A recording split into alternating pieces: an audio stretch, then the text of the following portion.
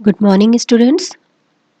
आज हम इस वीडियो में सेल की जो कवरिंग है प्लाज्मा मेम्ब्रेन उसके बारे में अध्ययन करेंगे कि what is the plasma membrane, इसकी स्ट्रक्चर क्या है। तो पादप कोशिका को आवृत करने वाली दो रचनाएं होती हैं। इनमें से बाहर की ओर एक डेड सेल होती है, डेड यानी मृत या निर्जीव भित्ति होती है जो कि सेल्यूलोज की बनी होती है। इसे हम सेल वॉल या कोशिका भित्ति कहते हैं। जंतु कोशिका में यानी एनिमल सेल में इस भित्ति का अभाव होता है, यानी कि एनिमल सेल में सेल वॉल नहीं पाई जाती है। डायरेक्ट सबसे बाहर की ओर प्लाज्मा मेम्ब्रेन ही होती है। कोशिका भित्ति के भीतर या अंदर की ओर या नीचे की ओर एक सजीव, लचीली तथा अर्धपारगम्य यानी सेमी परमिएबल झिल्ली उपस्थित होती है, जिसे कि जीवद्रव्य कला प्लाज्मा मेम्ब्रेन कहती हैं। यह समस्त सजीव कोशिकाओं में उपस्थित होती है। जंतु कोशिका में यह कला बाह्यतम आवरण के रूप में होती है, यानी कि ये सबसे बाहर की ओर होती है। पादप कोशिका में कोशिका भित्ति व केंद्रक के अतिरिक्त शेष बचे जीवद्रव्य को साइटोप्लाज्म कहते हैं। कोशिका द्रव्य को हम दो भागों में विभाजित करते हैं आगे। एक तो प्लाज्मा मेम्ब्रेन, सेल मेम्ब्रेन, और दूसरा है मीजोप्लाज्म। प्लाज्मा मेम्ब्रेन जो है उसका हम देखें कि इतिहास क्या है, कहाँ से ये शब्द आया।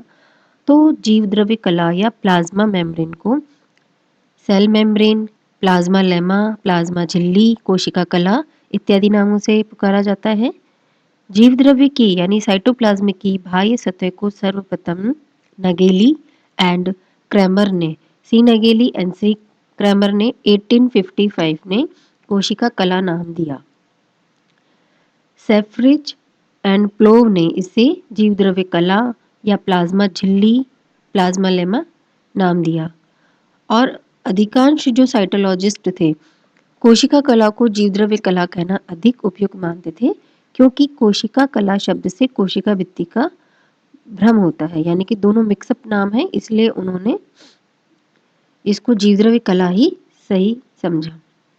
कोशिका की संरचना तथा कार्यों में जीवद्रव्य कलाओं का विशेष महत्व होता है। यूकैरियोटिक कोशिका में पाई जाने वाली समस्त कलाओं की आधारभूत भौतिक तथा रासायनिक संरचना समान प्रकार की होती है। इन कोशिकाओं के कोशिकांग भी कलाबद्ध यानी मेम्ब्रेन बाउंड होते हैं। इनकी कलाओं की रचना भी जीवद्रव्य कला जैसी ही होती है। अब हम देखते हैं कि इसकी जो प्लाज्मा मेम्ब्रेन है उसके केमिकल कंपोजिशन या इसके कंटेंट्स क्या क्या हैं, इसकी स्ट्रक्चर क्या क्या होती है, क्या क्या इसके स्ट्रक्चर्स में शामिल होती हैं। जीवद्रव्य कलाओं की अल्प परासरी यानी हाइपोटोनिक विलयनों की सहायता से सजीव तंत्र से आसानी से आइसोलेट कर सकते हैं।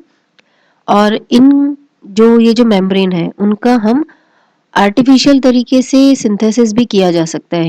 दोनों ही विधियों का उपयोग करके प्लाज्मा मेम्ब्रेन की स्ट्रक्चर को स्टडी कर सकते हैं। तो chemical composition of plasma membrane में क्या है?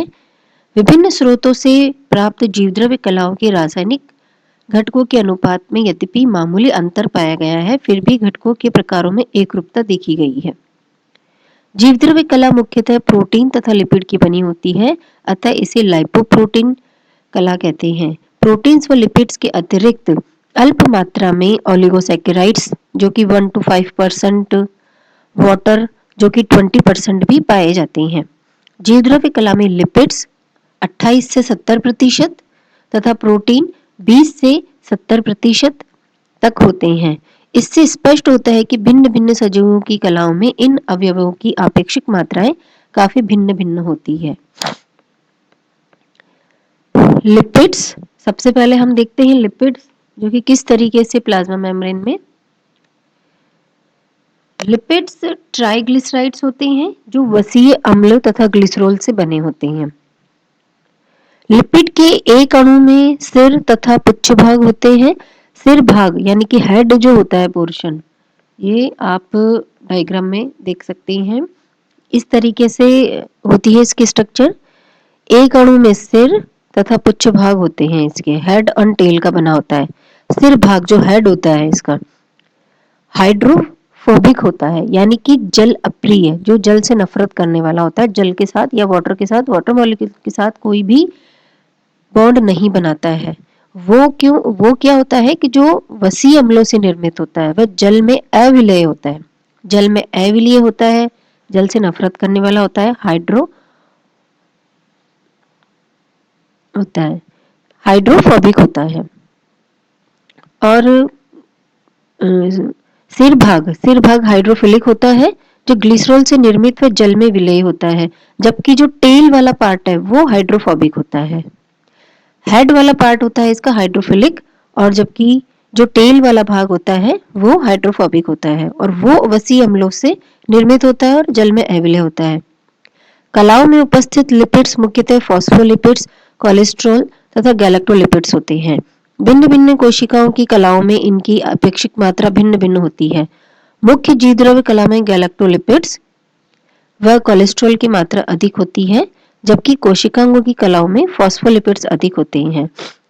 फॉस्फोलिपिड अणु मुख्यतः फॉस्फोटाइडल और फॉस्फोटाइडल कोलिन व फॉस्फोटाइडल एथेनॉल अमीन से बना होता है, और ये पदार्थ न्यूट्रल प्रकृति के होते हैं तथा इनके अणु कलाओं में सघनता से कसे रहते हैं। कलाओं में फॉस्फोलिपिड्स के अणु 4.5 माइक्रोमीटर मोटी द्विपरत बनाते हैं। द्विपरत की दोनों स्तरों के अणुओं के पुच्छ भाग भीतर की ओर तथा सिर भाग प्रोटीन स्तर की ओर अभिविन्यासित होते हैं। इसमें हम ये बात ध्यान देने की है कि मेजर क्लासेस है लिपिड की 4: फॉस्फोलिपिड, स्फिंगोलिपिड, ग्लाइकोलिपिड और एस्टेरॉल। ये एम्फीपैथिक मॉलिक्यूल्स हैं जो कि हाइड्रोफोबिक और हाइड्रोफिलिक डोमेन्स है। इसमें याद रखना है जो टेल और हेड का जो लिपिड बने हुए होते हैं, जो सिर भाग होता है वो हाइड्रोफिलिक होता है और टेल वाला पार्ट इनका हाइड्रोफोबिक होता है। अब है इसके बाद प्रोटीन। प्रोटीन जो है अमीनो अम्लों से बने हुए पॉलीपेप्टाइड अणु होते हैं। ये कलाओं के प्रमुख संरचनात्मक घटक है, साथ ही कलाओं के विशिष्ट गुणों के लिए भी उत्तरदायी होते हैं। संगठनात्मक स्वरूप के आधार पर कलाओं में उपस्थित प्रोटीन्स दो प्रकार के होते हैं, जैसा कि आप डायग्राम में देख सकते हैं। एक तो है एक्सट्रिंसिक प्रोटीन यानी पेरिफेरल प्रोटीन, इसको कहेंगे बाह्य या परिधीय प्रोटीन। नाम से हम सोच सकते हैं कि बाह्य या परिधि यानी परिधि की ओर जो लगा हुआ प्रोटीन है वो। और दूसरा है इंट्रिंसिक, आंतरिक या समाकल प्रोटीन, यानी कि जो अंदर की ओर व्यवस्थित हो। कलाओं की सतह पर गठित प्रोटीनों को बाह्य प्रोटीन कहते हैं। बाह्य स्थित होने के कारण इन्हें प्रोटियोजेस एंजाइम द्वारा आसानी से अलग किया जा सकता है।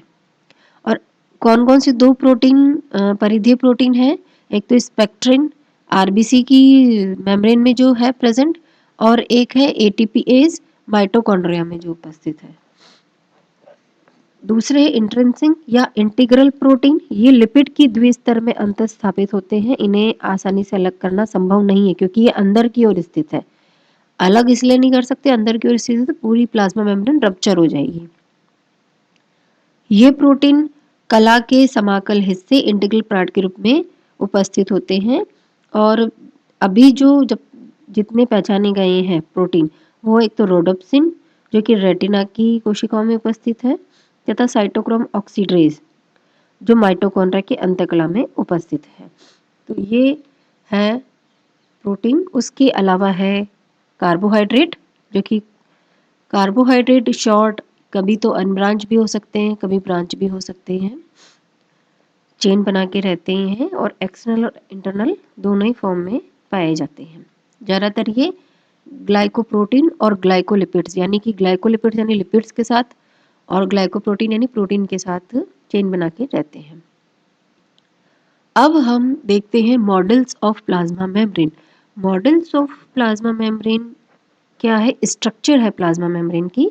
तो विभिन्न साइंटिस्ट ने अपने हिसाब से प्लाज्मा मेम्ब्रेन के स्ट्रक्चर के मॉडल का प्रतिरूप प्रदर्शित किए हैं। तो हम देखते हैं वो कौन कौन से हैं। जीवद्रव्य कला अत्यंत पतली, लचीली, पारभासी तथा चयनात्मक पारगम, translucent and selective permeable. Selective permeable का क्या मतलब है? चयनात्मक पारगम, यानी कि सेलेक्टिव मॉलिक्यूल्स को ही अपने अंदर से आने और देने जाती है बाहर। इसे सूक्ष्मदर्शी द्वारा नहीं देख सकते हैं, इसका हम कैसे केवल इलेक्ट्रॉन माइक्रोस्कोप के द्वारा ही स्टडी कर सकते हैं। यह 60 से 100 एंगस्ट्रॉम मोटी होती है। प्रत्येक कोशिका का जीवद्रव्य चारों ओर जीवद्रव्य कला से परिबद्ध होता है। जीवद्रव्य कला की रचना को स्पष्ट करने के उद्देश्य से कई मॉडल प्रस्तुत किए गए। सबसे पहले डैनियली एंड डेवसन ने 1935 में अपने रिसर्च के आधार पर एक मॉडल प्रस्तुत किया, उसको सैंडविच मॉडल कहते हैं। तो उनके अकॉर्डिंग क्या था कि जो प्रोटीन की 2 लेयर होती है, सैंडविच मॉडल, सैंडविच नाम इसलिए दिया गया जैसे कि सैंडविच आपने देखा होगा, ब्रेड की 2 लेयर होती है, उसके बीच में मसाला भरा होता है। उसी तरीके से प्रोटीन की 2 लेयर के बीच में लिपिड प्रेजेंट रहता है। इस हिसाब से उन्होंने सैंडविच मॉडल नाम दिया। लेकिन अब साइंटिस्ट इसको नहीं एक्सेप्ट करते हैं इस मॉडल को, क्योंकि पीएम जो प्लाज्मा मेम्ब्रेन है, लिपिड अणुओं की सतह परत होती है जो दोनों सतह पर प्रोटीन्स की परत से आच्छादित रहती है। प्रोटीन की उपस्थिति से लिपिड परत के गुणों में परिवर्तन हो जाता है, तो आयनों के पारगमन के लिए कलाओं में अत्यंत सूक्ष्म रंध्र होते हैं। तो इस जो मॉडल है इसको मान्यता प्राप्त नहीं है। उन्होंने इसको, जो बाकी के साइंटिस्ट हैं, इन्होंने इसको रिजेक्ट किया इस मॉडल को। उसके बाद जो 2 मॉडल है, और आपको भी 2 ही लर्न करने हैं, एक तो रॉबर्टसन का इकाई कला मॉडल और दूसरा है तरल मोज़ेक मॉडल यानी फ्लूइड मोज़ेक मॉडल। तो सबसे पहले हम देखते हैं यूनिट मेम्ब्रेन मॉडल। ये जो 2 मॉडल है इन्हीं को ही साइंटिस्ट ने मान्य समझा है। बाकी जो सैंडविच मॉडल है और भी कई मॉडल्स हैं उनको मान्यता प्राप्त नहीं है।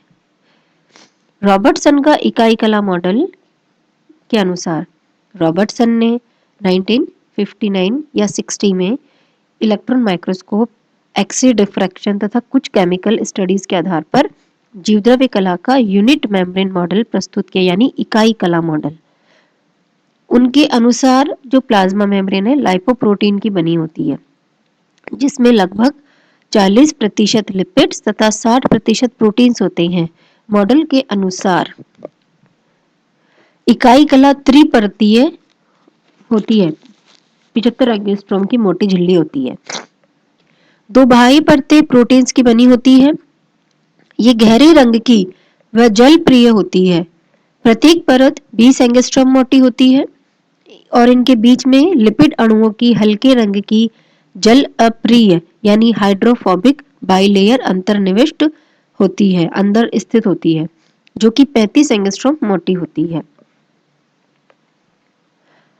लिपिड द्विस्तर फॉस्फोलिपिड अणुओं की 2 परतों से बनी होती है, लेकिन दोनों परतें इतनी पास-पास रहती है कि देखने पर एक ही प्रतीत होती है।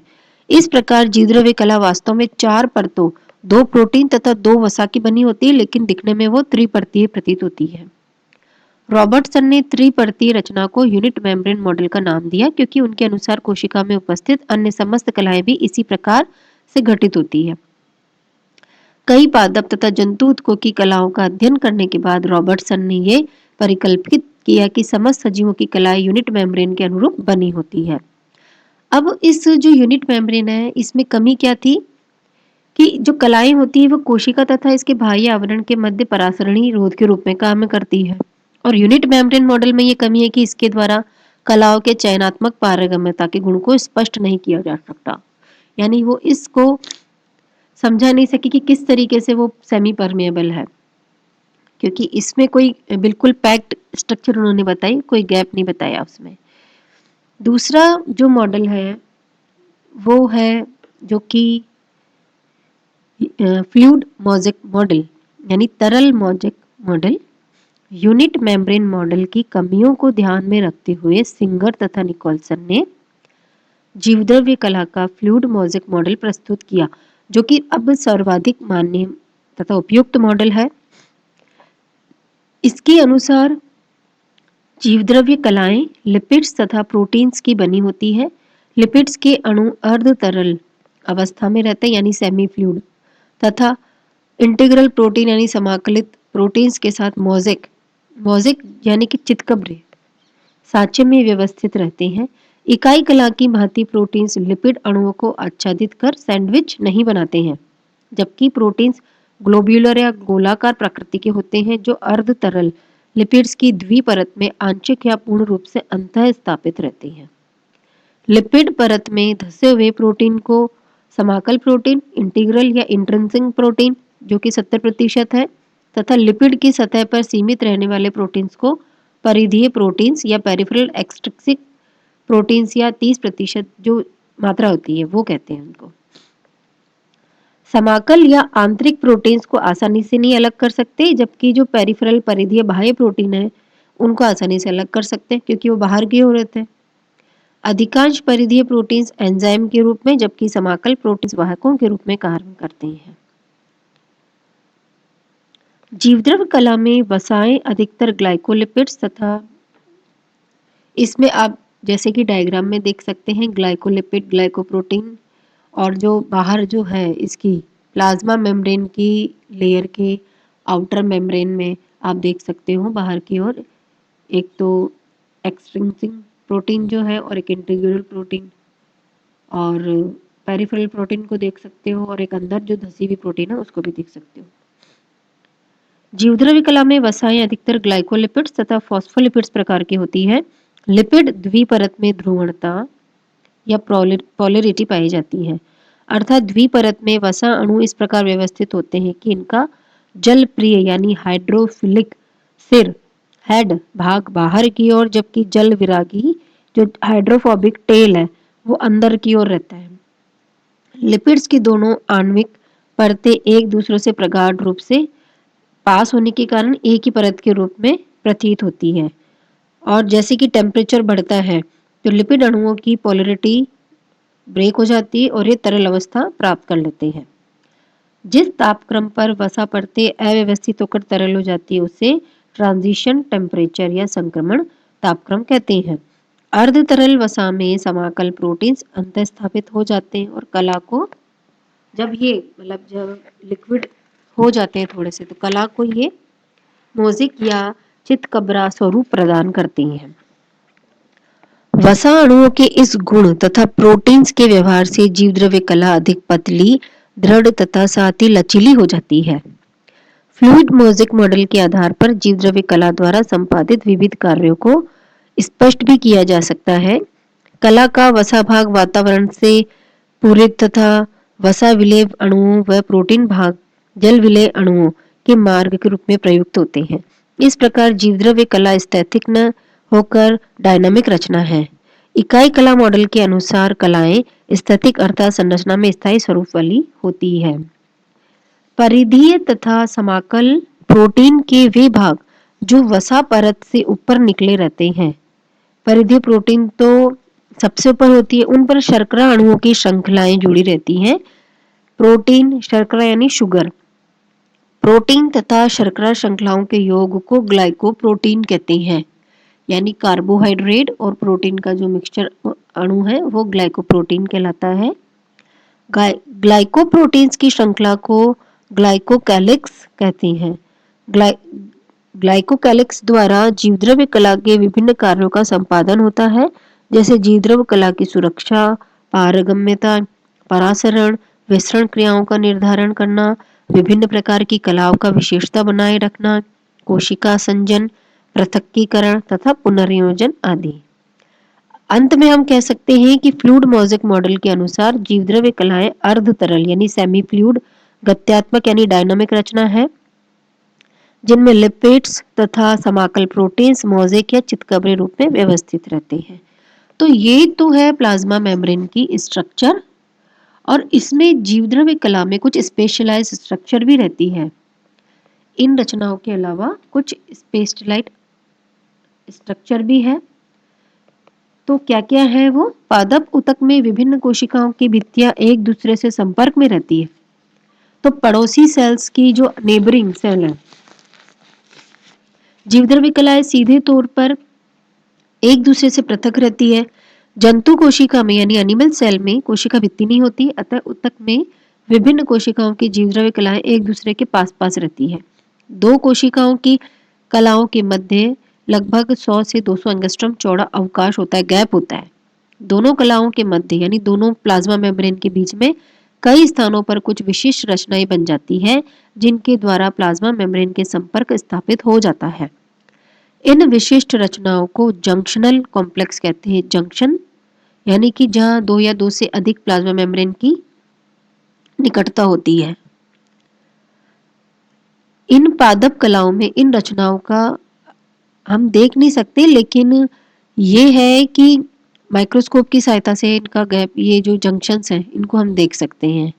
तो कुछ गैप या जंक्शंस इसमें पाए जाते हैं, जैसे कि tight junction, gap junction, desmosomes.